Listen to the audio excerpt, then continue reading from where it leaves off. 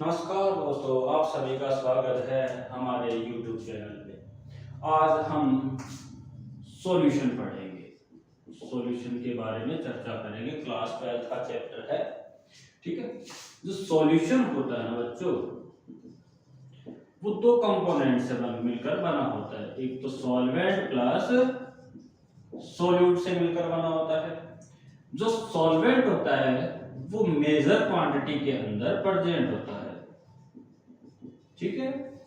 और जो सॉल्यूट होता है वो माइनर क्वांटिटी के अंदर प्रेजेंट होता है। अब देखो, सॉल्यूशन किससे मिलकर बना होगा? सॉल्वेंट प्लस सॉल्यूट से मिलकर बना होगा। तो सॉल्यूशन बनने की कंडीशन क्या है? ठीक है, सॉल्यूशन फॉर्मेशन की कंडीशन क्या है वो सुनो। देखो, सॉल्यूशन फॉर्मेशन के लिए सॉल्वेंट और सॉल्यूट, इन दोनों कंपोनेंट्स में से ओनली वन कंपोनेंट, यानी one component present in liquid form या लिक्विड स्टेट। सॉल्यूशन बनाने के लिए सॉल्वेंट और सॉल्यूट में से कोई एक कंपोनेंट किस फेज में होना चाहिए? स्टेट में होना चाहिए, लिक्विड स्टेट में होना चाहिए। चाहे वह सॉल्वेंट हो लिक्विड स्टेट में, चाहे सॉल्यूट हो, तभी किसका फॉर्मेशन करेगा? वो सॉल्यूशन का फॉर्मेशन करेगा, ठीक है। तो सॉल्यूशन की एक्चुअल डेफिनेशन क्या हो जाएगी? सॉल्यूशन कैसा होता है? ए होमोजेनस या the homogeneous mixture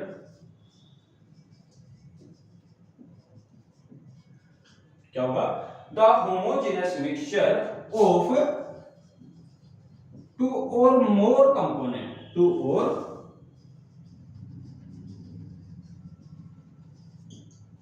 a homogeneous mixture of two or more component that such that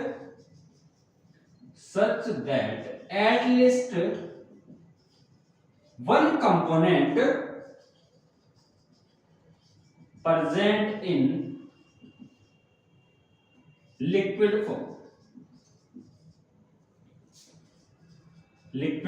form, are known as solution. उसको क्या कहेंगे अपन? सॉल्यूशन कहेंगे, ठीक है। अब देखो, एक अगर सॉल्वेंट को क्या किसको कैसे? ऐसा कोई सब्सटेंस जो सॉल्यूट को डिसॉल्व करने की एबिलिटी रखता हो, क्या कहलाएगा? सॉल्वेंट कहलाएगा। और सॉल्यूट ऐसा कोई सब्सटेंस जो सॉल्वेंट के अंदर डिसॉल्व होता हो, वो क्या हो जाएगा? सॉल्यूट हो जाएगा, ठीक है। यहां तक किसी को कोई दिक्कत? ठीक है। अब देखो, सॉल्वेंट ना, ज्यादा सॉल्वेंट मोस्टली क्या होता है? मोस्टली लिक्विड होता है। जनरली कौन होता है? Gas and solid. मोस्टली कौन होगा? लिक्विड। लिक्विड के अंदर मोस्टली यूनिवर्सल सॉल्वेंट किसको कहते हैं भाई? यूनिवर्सल सॉल्वेंट वाटर, ये अपने अंदर सब कुछ घोल लेता है, ठीक है। मतलब सब कुछ डिसॉल्व कर लेता है, कैसी भी चीजें हो धीरे धीरे उसको डिसॉल्व कर लेता है। लेकिन मोस्टली तो ये हो गया, जनरली क्या हो जाएगा? गैस और सॉलिड फॉर्म के अंदर हो जाएगा। इसके बाद में अपन बात करते हैं भाई सॉल्यूट, सॉल्वेंट और सॉल्यूट हो गए। अब देखो, जैसे एग्जांपल समझो, जैसे शुगर डिसॉल्व इन वाटर, ठीक है। ये मैंने कोई बीकर ले लिया, कंटेनर ले लिया छोटा सा, उसके अंदर क्या डाला? ये वाटर है, ठीक है। वाटर लाइक किसकी तरह बिहेव करता है? सॉल्वेंट की तरह। तो अपन क्या लिखेंगे? सॉल्वेंट। सॉल्वेंट क्या है? यहाँ पर अपने पास वाटर है। इसके अंदर क्या ऐड कर रहे हैं अपन? शुगर ऐड कर रहे हैं। और शुगर किसकी तरह बिहेव कर रहेगी? सॉल्यूट की तरह। अब देखो, शुगर की अमाउंट क्या है? लेस अमाउंट है। और सॉल्वेंट की अमाउंट कैसे? एक्सिस के अंदर है, मेजर क्वांटिटी। जब शुगर को इसके अंदर डिसॉल्व किया जाता है, शुगर इजीली इसके अंदर क्या हो जाती है? डिसॉल्व हो जाती है। और किसका फॉर्मेशन कर लेती है? सॉल्यूशन का फॉर्मेशन कर लेती है। किसका फॉर्मेशन? सॉल्यूशन का फॉर्मेशन। एक चीज हमेशा याद रखना कि जो सॉल्यूशन होगा वो होमोजेनस मिक्सचर होगा। कैसा होगा? होमोजेनस मिक्सचर होगा। होमोजेनस मिक्सचर का मतलब होता है जिसके अंदर फेज और स्टेट दोनों क्या हो? सेम हो। फेज और स्टेट क्या हो? दोनों में सेम हो।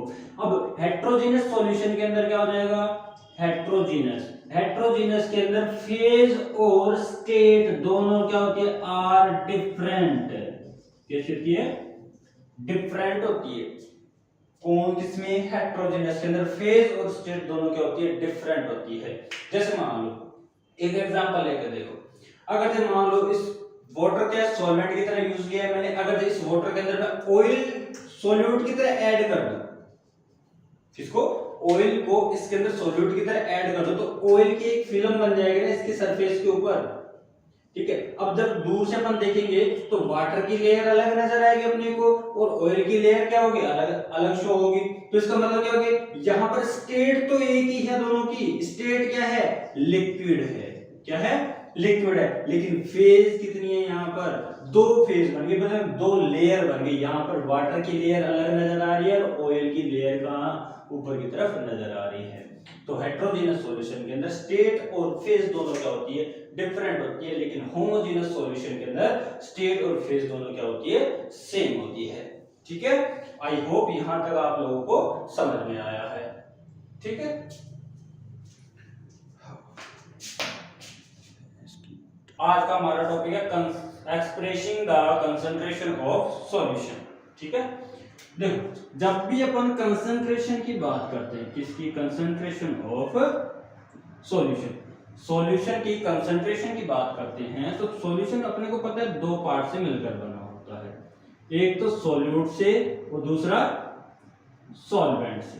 ठीक है, जो सॉल्यूट की जो कंसंट्रेशन फाइंड आउट करेंगे ना अपन, वही किसकी कंसंट्रेशन होती है? सॉल्यूशन की कंसंट्रेशन होती है। कभी ऐसे नहीं कभी देखा है सॉल्वेंट की अपन ने कंसंट्रेशन फाइंड की हो सॉल्यूशन के लिए? कभी नहीं होता। सॉल्यूट की जो कंसंट्रेशन आएगी उसी को किसको कहते हैं? किसके लिए कहते हैं अपन? सॉल्यूशन की कंसंट्रेशन कहते हैं। देखो कंसंट्रेशन ऑफ सॉल्यूशन की डेफिनेशन क्या हो जाएगी? For a given solution, for a given solution the amount of solute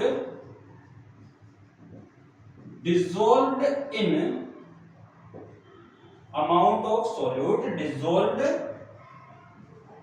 per unit volume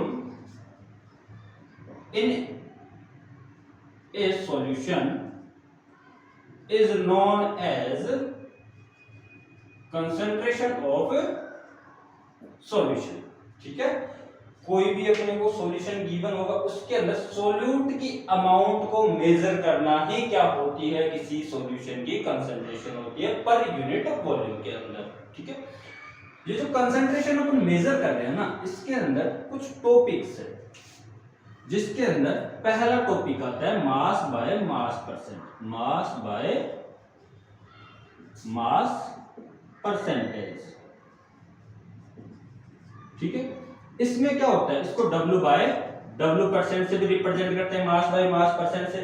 अब मास बाय मास परसेंट का मतलब हुआ कि किसी भी, देखो मास परसेंट ऑफ सॉल्यूट, सॉल्यूट के लिए निकालेंगे तो मास किसका आएगा? Mass of solute divide by क्या आ जाएगा?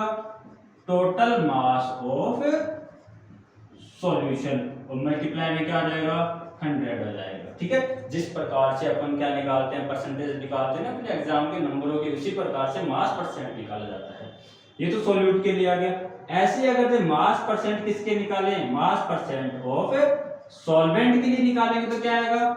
मास ऑफ सॉल्वेंट, जिसके लिए निकालना है उसको ऊपर रखेंगे, अपॉन में क्या आएगा? Total mass of solution.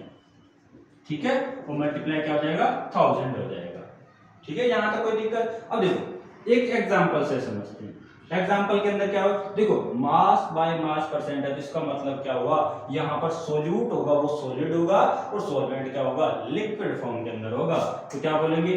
10% glucose dissolve in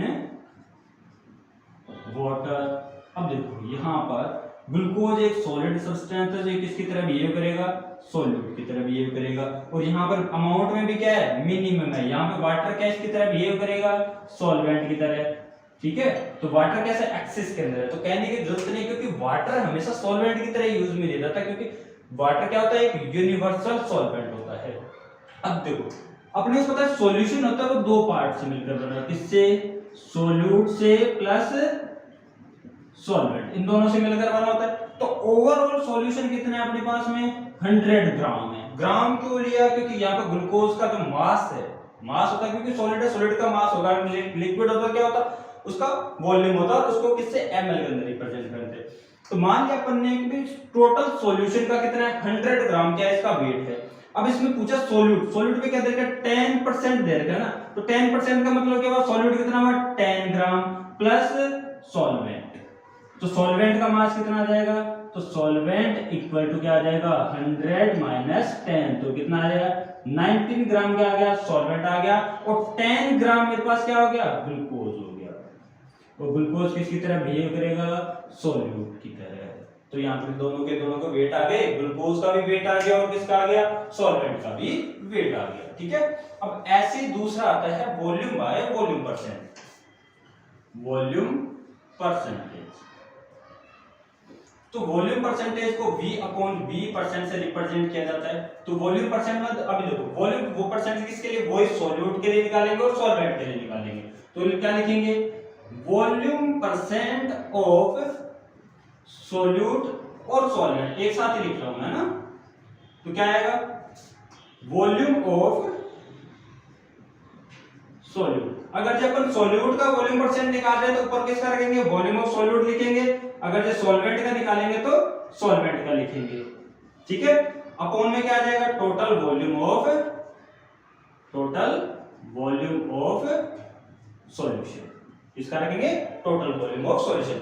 देखो इसको भी एक एग्जांपल से समझते हैं अपन।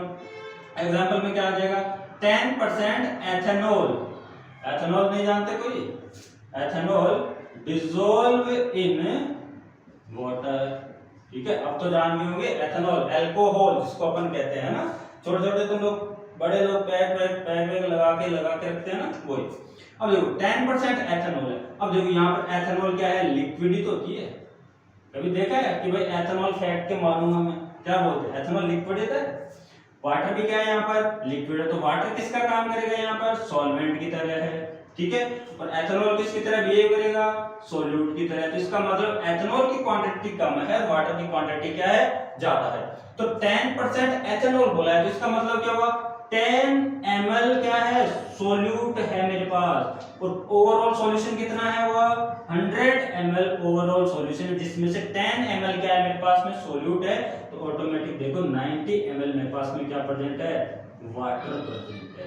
90 ml क्या प्रेजेंट है मेरे पास, वाटर प्रेजेंट है। अब देखो इसके बाद में यहां तक तुम लोगों को समझ में आया। इसके बाद में थर्ड आता है मोलरिटी। मोलरिटी और मोलरिटी दो टर्म्स होती है। ठीक है, अब देखो जब से सबसे ज्यादा बच्चा होता है वो यहीं पे कंफ्यूज होता है कि भाई मोलरिटी क्या होती है, मोलरिटी क्या होती है, तो कंफ्यूज होने की जरूरत नहीं है। पहले देखो थर्ड पॉइंट पढ़ते हैं अपन, मोलरिटी। मोलरिटी को ध्यान से समझना है, इसको कैपिटल M से डिनोट किया जाता है, लेकिन साथ साथ ही लेके चलूं मैं। इसके बाद में मोलरिटी, तो मोलरिटी को किससे रिप्रेजेंट किया जाता है, स्मॉल m से रिप्रेजेंट किया जाता है। पहला डिफरेंस तो ये देखो। अब देखो मोलरिटी के अंदर R आ रहा है, यहाँ पर क्या है, L है, तो इससे थोड़ा ध्यान रखना तुम लोग, है ना। कई बच्चे R को भी L समझ लेते हैं और गलत करके आ जाते हैं। देखो मोलरिटी क्या होता है, it is number of mole of solute dissolve in 1 litre solution. देखो 1 लीटर सॉल्यूशन के अंदर जो इसके मोल्स डिसॉल्व होते हैं उनको कैसे रिप्रेजेंट करते हैं, मोलरिटी। देखो मोलरिटी यहाँ पर क्या है, 1 लीटर है, तो इसका मतलब क्या है, मोलरिटी किससे रिप्रेजेंट करते हैं अपन, मोलरिटी किस पे डिपेंड करेगी, मोलरिटी वॉल्यूम पर डिपेंड करेगी, किस पे करेगी, वॉल्यूम पे। लेकिन मोलरिटी क्या होती है, वो ही होगा it is number of mole of solute dissolve in 1 kg solvent. इसमें 1 kg सॉल्वेंट के अंदर डिसॉल्व किया जाता है। अब देखो यहां पर अपन किस में डिसॉल्व कर रहे हैं इनको, लिक्विड फॉर्म में 1 लीटर ml, मतलब यहां पर वॉल्यूम यूज में आ रहा है, क्या आ रहा है, वॉल्यूम आ रहा है। और यहाँ पर क्या बोल रहा है, ये 1 kg बोल रहा है, इसका मतलब यहाँ पर क्या है, किसको रिप्रेजेंट कर रहा है, ये मास को रिप्रेजेंट कर रहा है कि ये मास पर डिपेंड है। और ये किस पर डिपेंड है, वॉल्यूम पे डिपेंड है। तो वॉल्यूम पे डिपेंड होने की वजह से ये किस पे और डिपेंड रहेगी, टेम्परेचर पे भी डिपेंड रहेगी। किस पे, टेम्परेचर पे। अब ये टेम्परेचर पे डिपेंड है और ये किस पे, टेम्परेचर पे डिपेंड नहीं रहेगी। क्यों, क्योंकि वॉल्यूम कैसा है, पाथ फंक्शन, और पाथ फंक्शन हमेशा किस पर डिपेंड करता है, टेम्परेचर पे। और जहां पर टेम्परेचर कंसंट्रेशन पर डिपेंड कर रही है, टेम्परेचर वो कंसंट्रेशन टेम्परेचर पर डिपेंड करेगी जहां कहीं भी, तो वहां पर उस कंसंट्रेशन का एग्जैक्ट डाटा कभी नहीं आता। तो यहाँ पर ये जो मोलरिटी होती है उसके द्वारा कंसंट्रेशन का एग्जैक्ट डाटा नहीं आता, लेकिन मोलरिटी के द्वारा कंसंट्रेशन का एग्जैक्ट डाटा आता है। ठीक है, यहां तक समझ में आ रहा है तुम लोगों को। अब देखो इसके बाद फॉर्मूले की बात करते हैं। तो मोलरिटी को कैपिटल M से दर्शा दे, इसका क्या हो जाएगा, मोल ऑफ सोल्यूट अपॉन में क्या आ जाएगा, molar mass, sorry total volume of solution in litre. Litre के अंदर यहां पर क्या लेंगे अपन, वॉल्यूम लेंगे किसका, इस जो सॉल्यूशन अपने को गिवन होगा। ठीक है, अब देखो अपने को वो सब कुछ पता है कि भाई अगर जब मोलरिटी पूछा जाएगा ना, तो लोगों को मोल ऑफ सॉल्यूट कभी नहीं दिया जाएगा। कोई गलती से दे दी वो अलग बात है, लेकिन मोल ऑफ सॉल्यूट कभी नहीं मिलेंगे। तो मोल ऑफ सॉल्यूट निकालने के लिए फॉर्मूला क्या हो गया, मोल ऑफ सॉल्यूट क्या आएगा, किसका मास लेंगे, किसके मोल निकाल रहे हैं, सॉल्यूट के मोल निकाल रहे हैं, तो सॉल्यूट का क्या लेंगे, मास लेंगे। तो क्या लिखेंगे, मास ऑफ सॉल्यूट, ये अपने को गिवन होगा, अपॉन में क्या आएगा, मोलर मास ऑफ सोल्यूट। दोनों के दोनों सोल्यूट लेंगे। मोलर मास को और किससे, मोलिकुलर वेट भी कहते हैं इसको। भाई मोलर मास अगर ये समझ में नहीं आ रहा तो मोलिकुलर वेट भी लिख सकते हैं। मोलिकुलर वेट को क्या कहते हैं, मोलर मास। ठीक है, अब देखो एक चीज ध्यान रखना, मोलर मास ऑफ सोल्यूट जब भी लिखेंगे तो अपन किसको, n किसको रिप्रेजेंट करेगा, मोल को रिप्रेजेंट करेगा। इसके आगे a लगा दूंगा, a किसके लिए लगाया, सोल्यूट के लिए। तो Na का मतलब क्या हुआ, मोल ऑफ सोल्यूट। तो अब हमें मास ऑफ सोल्यूट बोला है, तो सोल्यूट मास किससे रिप्रेजेंट कर दिया, m से। मास ऑफ सोल्यूट बोला है, सोल्यूट के लिए a आ जाएगा। मोलर मास को किससे रिप्रेजेंट कर दिया, W से, और a किसका, सोल्यूट का। तो मोलर मास ऑफ सोल्यूट। ठीक है, अब इसको ऐसे लिख सकता हूं मैं, Na बराबर Ma अपॉन में WA। ठीक है, यहां तक लिख दूं। अब ये मेरे पास क्या आ गए, नंबर ऑफ मोल्स आ गए किसके, सोल्यूट के। इस नंबर ऑफ मोल या सोल्यूट को कहां रख दो, यहां पर। तो मोलरिटी का एक नया फॉर्मूला आ जाएगा, M बराबर Ma upon WA multiply 1 upon V। V किसको, वॉल्यूम। वॉल्यूम हमेशा किसमें है, लीटर में, लेकिन क्वेश्चन में अपने को क्या देगा, हमेशा ml के अंदर देगा। ml में देगा तो अपन इस वॉल्यूम को 1000 से डिवाइड करेंगे, 1000 कहां आ जाएगा, ऊपर आ जाएगा। और ये मेरे पास में क्या आ जाएगा, फाइनल फॉर्मूला आ जाएगा किसका, मोलरिटी का। ठीक है, अब देखो इसकी यूनिट कैसे निकालते हैं। देखो ये तो किसकी यूनिट हो गई, मोल हो गया। इससे तो Ma अपॉन W किस क्या निकलता है, इसमें मोल निकलेगा। तो इसकी यूनिट के लिए पहले क्या आ गया, मोल आ गया। अब देखो यहाँ पर क्या गिवन है, वॉल्यूम गिवन है। वॉल्यूम हमेशा किस में लेंगे, लीटर में। तो वॉल्यूम मोल लीटर पर लीटर। ठीक है, तो ये किसकी आ जाएगी, यूनिट आ जाएगी किसकी, मोलरिटी की आ जाएगी। अब इधर आ जाओ, मोलरिटी की बात करते हैं। तो मोलरिटी को स्मॉल m से डिनोट करते हैं। इसका फॉर्मूला क्या हो जाएगा, वही मोल ऑफ सोल्यूट। अब मेरे को ये बोले सर आप हमेशा कंसंट्रेशन सोल्यूट की निकालते हो, सॉल्वेंट की नहीं निकालते, क्योंकि बेटा अगर जब सोल्यूट के अपन ने कंसंट्रेशन निकाल ली तो किसकी कंसंट्रेशन आ जाएगी, सॉल्यूशन की कंसंट्रेशन आ जाएगी। तो मोल ऑफ सोल्यूट में अपॉन में क्या लूं, अब मैं यहां पर तो मैंने ले लिया था वॉल्यूम ले लिया था, यहां पर क्या आएगा, total mass of solvent in KG. ठीक है, केजी के अंदर क्या लेंगे अपन, टोटल मास ऑफ सॉल्वेंट ले लेंगे।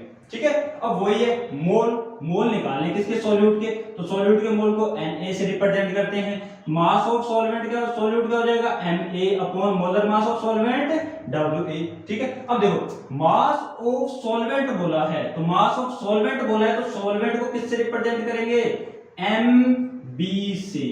ठीक है, किससे रिप्रेजेंट करेंगे, Mb से। अब देखो Na की वैल्यू आ गई मेरे पास यहाँ पर, मोल ऑफ सॉल्यूट आ गए, इन मोल ऑफ सॉल्यूट को कहां रख दो, यहां पर। तो स्मॉल m बराबर मेरे पास में क्या आ जाएगा, Ma अपॉन Wa। ये तो यही हो गया, मोल ऑफ सॉल्यूट हो गए।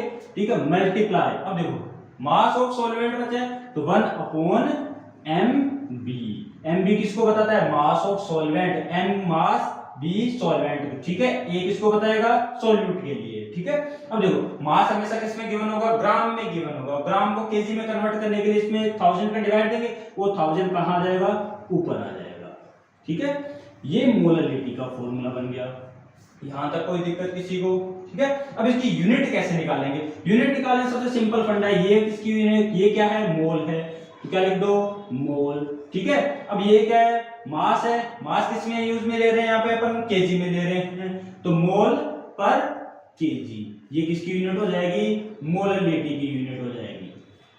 ठीक है, यहां तक किसी को कोई दिक्कत। ठीक है, एक बार और सुन लो कि भाई जो मोलरिटी होती है वो टेम्परेचर पर डिपेंड करती है, मोलरिटी टेम्परेचर पर डिपेंड नहीं करती। ये टेम्परेचर पर डिपेंड क्यों करती है, क्योंकि ये वॉल्यूम से रिलेटेड होती है, वॉल्यूम एक वेरिएबल फंक्शन होता है। ठीक है, वेरिएबल फंक्शन या पाथ फंक्शन जिसको कहते हैं। लेकिन मोलरिटी किस पे डिपेंड करती है, मास पे डिपेंड करने की वजह से ये टेम्परेचर पे डिपेंड नहीं करती, और टेम्परेचर पे डिपेंड नहीं करी तो यहाँ पर कंसंट्रेशन का डाटा एग्जैक्ट डाटा आएगा, और यहाँ पर एग्जैक्ट डाटा अपने को नहीं मिलेगा। ठीक है, नेक्स्ट वीडियो के अंदर अपन क्या करेंगे, इस मोलरिटी और मोलरिटी के बुक भर भर के क्वेश्चन करेंगे आराम से बैठ के। ठीक है, तब तक नॉर्मलिटी को n से डिनोट करते हैं। नॉर्मलिटी और मोलरिटी में कोई डिफरेंस नहीं है। नॉर्मलिटी में अपन बात करेंगे ग्राम इक्विवेलेंट की, और मोलरिटी की अपन ने बात करके आए थे नंबर ऑफ मोल्स। तो यहाँ पर अपन कह देंगे it is number of gram equivalent of solute. किसके ग्राम इक्विवेलेंट होंगे, यहाँ पे सोल्यूट के होंगे, dissolve in 1 litre solution is known as normality. Normality n क्या हो गया, ग्राम इक्विवेलेंट अपॉन में वॉल्यूम ऑफ सॉल्यूशन। किस में होगा, हमेशा वॉल्यूम ऑफ सॉल्यूशन लीटर के अंदर लेंगे अपन। अब अपन देखो ग्राम इक्विवेलेंट का पता नहीं अपने को कैसे निकालते, तो ग्राम इक्विवेलेंट का फॉर्मूला होता है, ग्राम इक्विवेलेंट बराबर क्या हो जाएगा, कोई ना कोई अपने को गिवन मास होगा, किसका, सॉल्यूट का, given mass of solute divide by उस सोल्यूट का क्या देंगे, इक्विवेलेंट वेट से अपन डिवाइड कर देंगे, तो अपने पास में क्या आ जाएगा, ग्राम इक्विवेलेंट आ जाएगा। अब देखो गिवन मास अपने को क्वेश्चन में मिल जाएगा। अब एक लफड़ा और आ गया बीच में, इक्विवेलेंट वेट। तो ये जो इक्विवेलेंट वेट होता है इसका फॉर्मूला होता है, जो अपने को मोलर मास गिवन होता है, मोलर मास या फिर उसको अपन मोलिकुलर वेट कहते हैं, उसके अंदर अगर ये किसी की बेसिसिटी से डिवाइड कर दे, बेसिसिटी या फिर n फैक्टर से क्या कर दे अपन, डिवाइड कर दे, तो वो उसकी क्या कहलाती है, इक्विवेलेंट वेट कहलाएगा। ठीक है, देखो बेसिसिटी निकालने का सिंपल सा फंडा है, दो चीजें से निकाल सकते हैं। या अगर एसिडिटी निकालें तो वो कितने number of H+ ion donate करता है, कितने number of OH- ion donate करता है, वो उसका क्या हो जाएगा, बेसिसिटी। कितने दे सकता है H+ आयन और कितने OH- आयन दे सकता है, उसी के अकॉर्डिंग अपन निकाल सकते हैं उसकी एसिडिटी और बेसिसिटी। इसका एक सिंपल सा एग्जांपल देखो, जैसे तुम लोगों को दे दिया जाए NaOH। NaOH किसके अंदर ब्रेक डाउन हो जाएगा, ये होगा Na+ और OH- के अंदर ब्रेक डाउन होगा।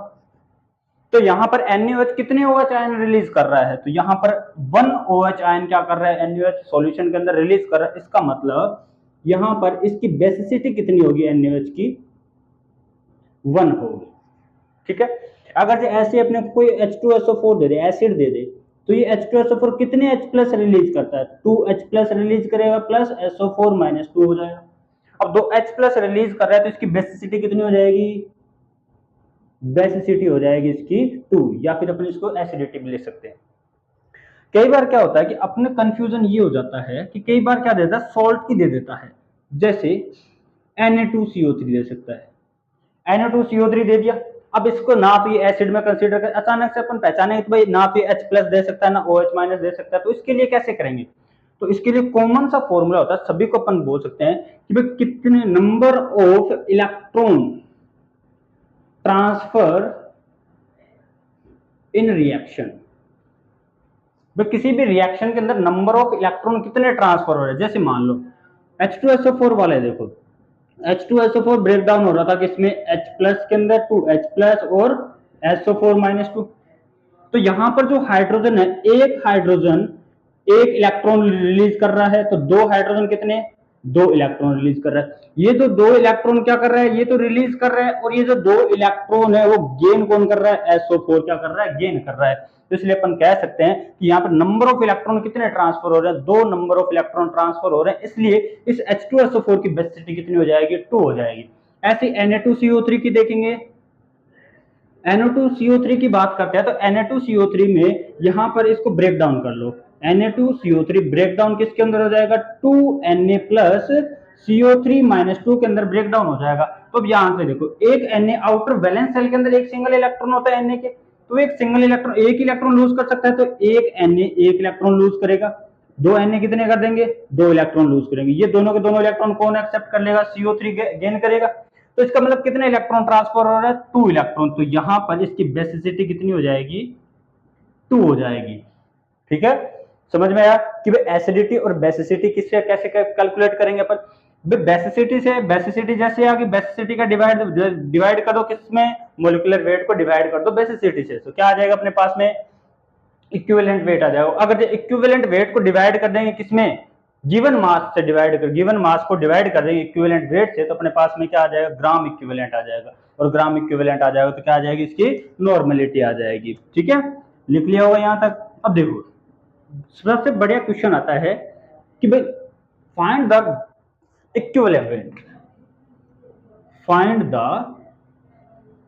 इक्विवेलेंट वेट इन H2SO4। सल्फ्यूरिक एसिड का अपने को क्या निकालना है, इक्विवेलेंट वेट निकालता है। अपने को पता है कि जो H2SO4 है वो किसमें क्या रिलीज करता है, 2H+ रिलीज करेगा प्लस SO4-2 रिलीज करेगा, मतलब टोटल 2 इलेक्ट्रॉन ट्रांसफर हो रहे हैं, दो इलेक्ट्रॉन ट्रांसफर हो रहे हैं। इसका मतलब हुआ कि इसकी बेसिसिटी कितनी हो गई, बेसिसिटी हो गई 2।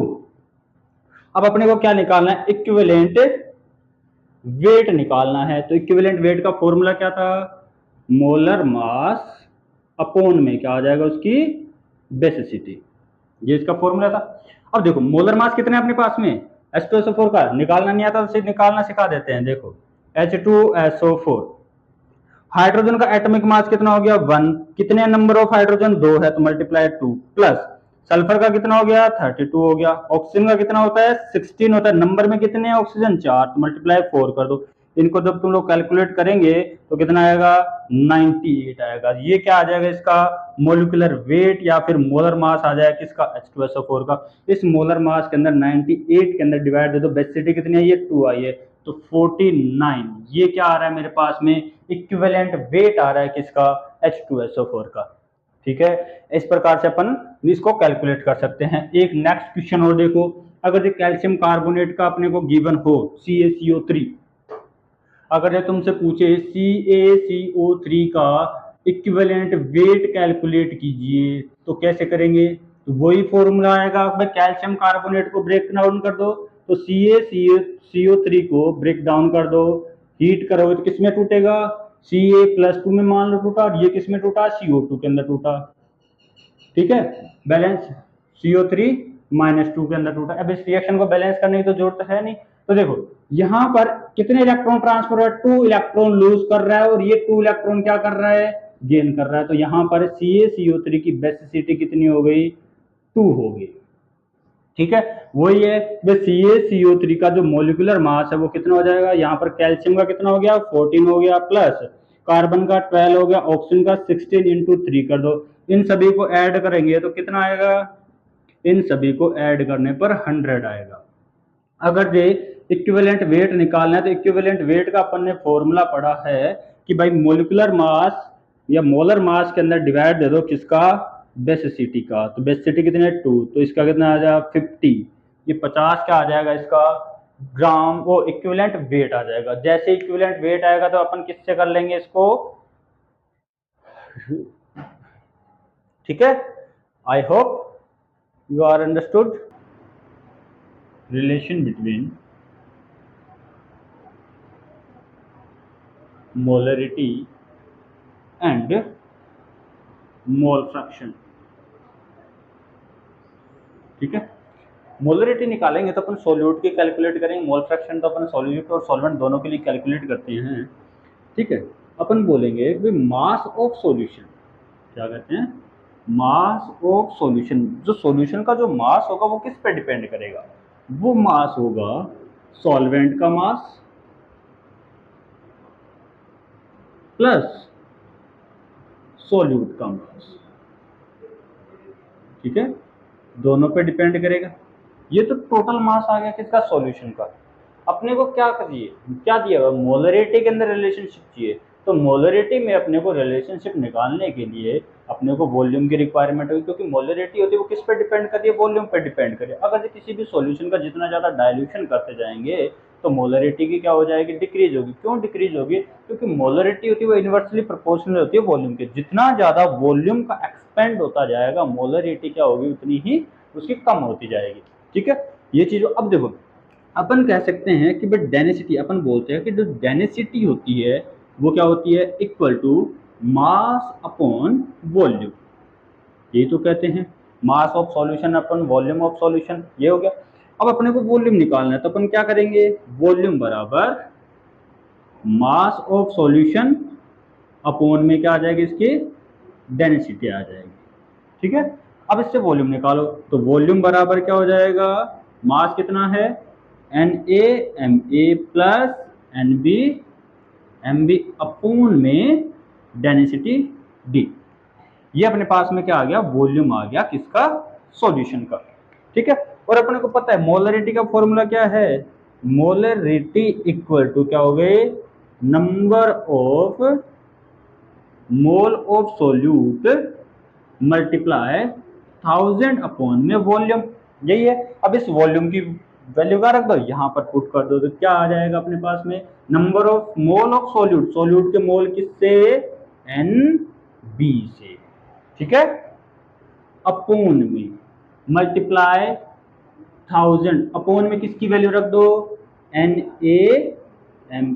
प्लस Nb और Mb, इसकी वैल्यू पुट कर दो। अपॉन में क्या आ जाएगा, D। ये जो D है ये कहाँ आ जाएगा, ऊपर आ जाएगा। तो अपने पास में फाइनल इक्वेशन क्या आएगी, Nb upon Na plus Nb Mb multiply 1000 into D। ये अपने पास में क्या आ जाएगी, फाइनल इक्वेशन आ जाएगी किसकी, मोलरिटी की। अब देखो इसमें तो बोलोगे भाई मोल फ्रैक्शन तो आया ही नहीं, तो मोल फ्रैक्शन के लिए अपन क्या करेंगे, ये जो नॉमिनेटर और डिनोमिनेटर है इन दोनों को अपन क्या करेंगे, डिवाइड कराएंगे किससे, Na प्लस N। इसको इक्वेशन नंबर दे दो 1। तो क्या अपन क्या बोलेंगे, equation first nominator and denominator divided by Na plus Nb। इससे कर दो Na प्लस Nb से डिवाइड कर दो, तो Nb को इन दोनों को क्या करो, डिवाइड करो। तो मोलरिटी M इक्वल टू क्या आ जाएगा, Nb upon Na plus Nb, upon में क्या था Na Ma, अपॉन में Na plus Nb Mb upon में क्या आ जाएगा, Na प्लस Nb। यहाँ पर क्या था 1000 मल्टीप्लाई डेंसिटी D, ये हो गया। अब देखो अपने को पता है जीटा ए किसके लिए लिया था, मोल ऑफ सॉल्वेंट के लिए लिया था। जीटा ए इक्वल टू क्या हो जाएगा, mole of solvent divide by total mole Na plus Nb। और जीटा बी की जगह क्या आया था, मोल ऑफ सॉल्यूट है, तो क्या आ जाएगा Nb upon Na plus Nb। अब देखो इनसे ये वैल्यू पुट कर सकते हैं ना अपन, जीटा ए की जगह क्या रख सकते हैं, जीटा ए को क्या लिख सकते हैं, देखो Na upon Na plus N B, तो Na upon Na plus N B, तो ये जो वैल्यू आ रही है, ये जो आ रही है, इसकी जगह मैं क्या पुट कर सकता हूँ, जीटा ए पुट कर सकता हूँ। अब यहाँ पर देखो, यहाँ पर क्या पुट कर सकता हूँ मैं इस वाली के अंदर, यहाँ पर अपन जीटा बी पुट कर सकते हैं, और ये वाली जो वैल्यू आ रखी है इसकी जगह मैं क्या रख सकता हूँ, जीटा बी रख सकता हूँ। ठीक है, रख के देखो तो मोलरिटी m बराबर क्या हो जाएगा, zeta B multiply 1000 into density upon में zeta A M A plus zeta B M B. ये अपने बीच में फाइनली रिलेशन आ गया, किसके बीच में, मोलरिटी और मोल फ्रैक्शन के बीच में। यहां तक समझ में आया?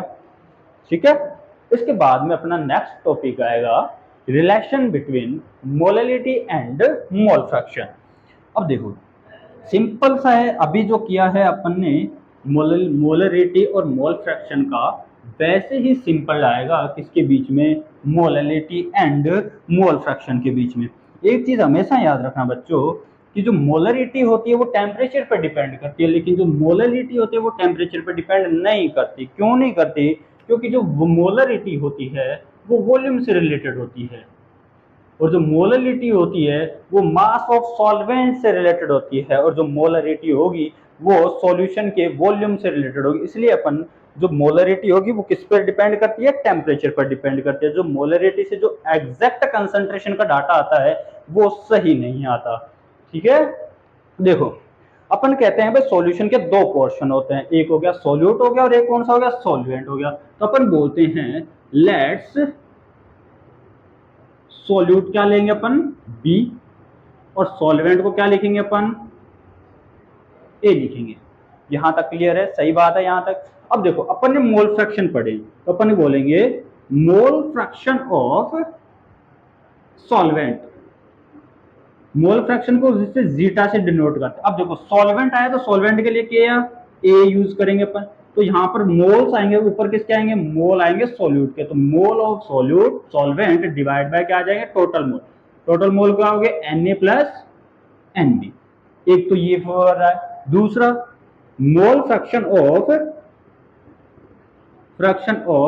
सॉल्यूट, सॉल्यूट के मोल फ्रैक्शन किसके हो गया, जीटा बी के इक्वल हो गया। इसके क्या हो जाएंगे, Nb upon Na plus Nb। यहां तक क्लियर है? देखो ये इक्वेशन फर्स्ट आ गई, ये इक्वेशन नंबर कौन से आ गए, सेकंड आ गए। बहुत ही सिंपल चीज है। अब क्या करते हैं अपन, इक्वेशन फर्स्ट में किसका डिवाइड कर दो, इक्वेशन नंबर, सॉरी ऐसे करो तो भाई इक्वेशन सेकंड के अंदर डिवाइड दे दो, equation second divide by first. Equation second को किससे डिवाइड कर दो, इक्वेशन फर्स्ट से डिवाइड कर दो, तो क्या आएगा अपने को, zeta B upon zeta A equal to क्या आ जाएगा, N B upon Na plus Nb upon में Na upon Na plus Nb। अब देखो ये जो Na प्लस Nb है ये यहाँ पर कैंसिल आउट हो गया, इससे ये कैंसिल आउट हो गया। ठीक है, अपने पास क्या बचा, zeta B upon zeta A equal to Nb upon Na, यही बचा अपने पास। देखो जीटा के बीच में, दोनों के जीटा के बीच में, जीटा उसका मोल फ्रैक्शन ऑफ सॉल्यूट और मोल फ्रैक्शन ऑफ सॉल्वेंट, दोनों के बीच में अपने पास रिलेशनशिप आ गया। अब देखो एक चीज देखो, अपन पढ़ के आए हैं ये क्या है, Nb और Na क्या है, यहाँ पर Nb है अपने पास में mole of solute and solvent, mole है तो अपन क्या करते हैं, मोल इक्वल टू क्या होता है, मास अपॉन में मोलर मास। यही होता है, मास को m से डिनोट करेंगे, मोलर मास को w से डिनोट करेंगे।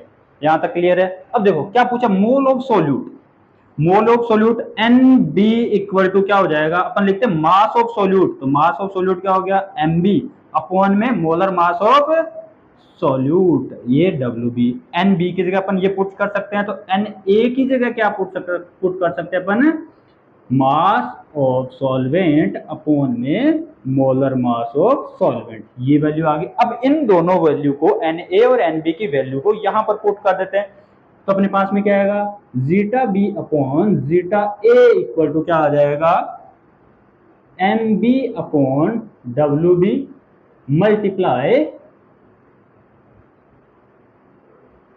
Ma अपॉन में Wa। देखो इस ये वैल्यू यहाँ पे रखेंगे अपन, तो ये Wa कहाँ आ जाएगा, ऊपर आ जाएगा। एक चीज ध्यान से आराम से समझना, देखो अब क्या करते हैं, इस इक्वेशन को, ये इक्वेशन नंबर कौन सी दे दो अपन, इक्वेशन नंबर 3 दे दो। अब क्या करेंगे अपन, इक्वेशन 3 को मल्टीप्लाई कर दें, इधर वाला रफ कर दो, मैं उतार लिया होगा आपने, है ना। देखो अगर जब मैं इस वाली इक्वेशन को, इक्वेशन 3 को क्या करूं, मैं इक्वेशन 3 को multiply, equation 3 both side multiply by 1000 से क्या कर दूं, डिवाइड कर दूं, वो मल्टीप्लाई कर दूं, तो मेरे पास क्या टर्म आएगी, देखो zeta B upon zeta A multiply क्या होगा 1000, यही आ रहा है। अब अगर जो देखो इसको और करना चाहें तो क्या बोलेंगे अपन, M B upon W B multiply W A upon M A multiply 1000। अब इस डब्ल्यू ए को अपन क्रॉस मल्टीप्लाई कर इधर ले आएंगे तो क्या आ जाएगा, zeta B into 1000 upon zeta A multiply W A equal to, अब ध्यान से देखना क्या बचा है अपने पास में, M B upon W B multiply 1000 upon M A, ठीक है। अब देखो ये वाली जो टर्म आई है ये किसके लिए है, ये क्या है, मोल ऑफ सोल्यूट, किसका है, मोल ऑफ सोल्यूट। तो mole of solute multiply 1000 upon में मास ऑफ सॉल्वेंट, एम में क्या है यहाँ पर, मास ऑफ सॉल्वेंट, और यही क्या होती है, मोललिटी होती है। तो अपन लिख सकते हैं, तो X zeta A multiply 1000 upon में zeta A multiply W A equal to किसके बराबर होता है, मोललिटी के बराबर होता है। तो ये यहाँ तक आपको रिलेशन समझ में आया। आपकी कईयों की एनसीईआरटी बुक के अंदर ये दिया हुआ नहीं है, लेकिन इससे रिलेटेड क्वेश्चन बहुत ज़्यादा दिए हुए हैं, ठीक है। तो ये इंपॉर्टेंट है एक चीज़। अब देखो एक टर्म और आती है नॉर्मलिटी और मोलरिटी के बीच में। जो नॉर्मलिटी और मोलरिटी के बीच में अपन टर्म की बात करेंगे तो वहां पर कुछ अलग ही केसेस होता है। देखो इनके बीच में रिलेशन देखते हैं अपन, किसके बीच में, नॉर्मलिटी एंड मोलरिटी के बीच में अपन क्या देखेंगे, रिलेशन देखेंगे। तो देखो इनके बीच में क्या होता है, जो सिर्फ सिंपल सा फंडा होता है, एन फैक्टर का खेला होता है। ये एन फैक्टर होता क्या, ये भी बताऊंगा आपको। देखो जो नॉर्मलिटी होती है वो किसके बराबर होती है, एन फैक्टर मल्टीप्लाई मोलरिटी। ये रिलेशन होता है नॉर्मलिटी और मोलरिटी के। कई बार क्या करता है, आपको डायरेक्ट मोलरिटी की वैल्यू दे देगा और आपसे क्या पूछ लेगा, नॉर्मलिटी पूछ लेगा, और कई बार मोलरिटी देके क्या पूछ लेगा, नॉर्मलिटी दे देगा। यहां पर जो एन फैक्टर है, एन फैक्टर याद करो अपन ने नॉर्मलिटी के अंदर पढ़ा था, बेसिसिटी, एसिडिटी, है ना, वहीं से आया ये। इसका मतलब होता है नंबर ऑफ इलेक्ट्रॉन ट्रांसफर। भाई कोई रिएक्शन के अंदर कितने इलेक्ट्रॉन ट्रांसफर हो रहे हैं वो उसके क्या हो जाएगा, एन फैक्टर हो जाएगा। जैसे मानो एग्जांपल लेके चले, वैसे तो करवाए थे, चलो और ले लेते हैं अपन एग्जांपल। जैसे अपने पास में आ गया CaCO3 कैल्शियम कार्बोनेट है, इसको अपन हीट करते हैं तो ये ब्रेक डाउन हो जाएगा किसके अंदर, मान लो Ca के अंदर ब्रेक डाउन हो गया, प्लस कार्बोनेट CO3-2 ये बाहर हो गया। अब देखो कैल्शियम कैसी मेटल है, और मेटल का नेचर कैसा होता है, इलेक्ट्रॉन लूज करने का। तो ये कितने 2 इलेक्ट्रॉन लूज कर रही है, और ये जो कार्बोनेट है वो 2 इलेक्ट्रॉन क्या कर रही है, गेन कर रहा है। तो यहाँ पर कितने इलेक्ट्रॉन ट्रांसफर है, 2 इलेक्ट्रॉन ट्रांसफर हो है। तो इसका एन फैक्टर कितना हो जाएगा, एन फैक्टर इक्वल टू 2 हो जाएगा। अगर जो मोलरिटी को अपन 2 से मल्टीप्लाई कर देंगे तो इस कैल्शियम कार्बोनेट के अपने पास में क्या आ जाएगी, नॉर्मलिटी आ जाएगी। ठीक है, I hope you are understood. ठीक है, आज के लिए इतना काफी है, मिलते हैं अपन नेक्स्ट वीडियो के अंदर।